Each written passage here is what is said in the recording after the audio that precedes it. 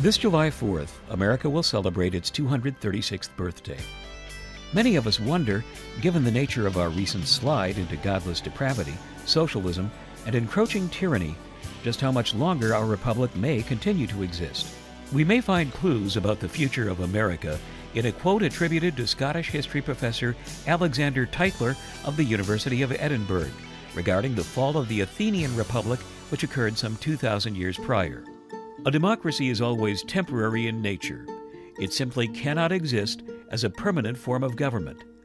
A democracy will continue to exist up until the time that voters discover that they can vote themselves generous gifts from the public treasury.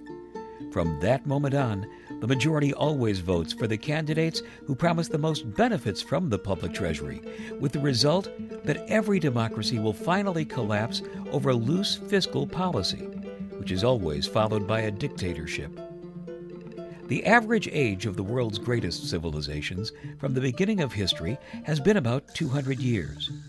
During those 200 years, these nations always progressed through the following sequence: from bondage to spiritual faith, from spiritual faith to great courage, from courage to liberty, from liberty to abundance, from abundance to complacency, from complacency to apathy, from apathy to dependence, and from dependence back into bondage. Tytler's observations lead us to raise some critical questions. Will the Athenian cycle of history be broken in our generation? Can bondage for Americans be avoided? Have we learned the difficult lessons of the past? Are national repentance and restoration likely to reshape our future? And can they still function in time? It seems our national fate will be determined in large part by how Americans choose to respond to this historic challenge. We must do so individually, corporately, and upon our knees.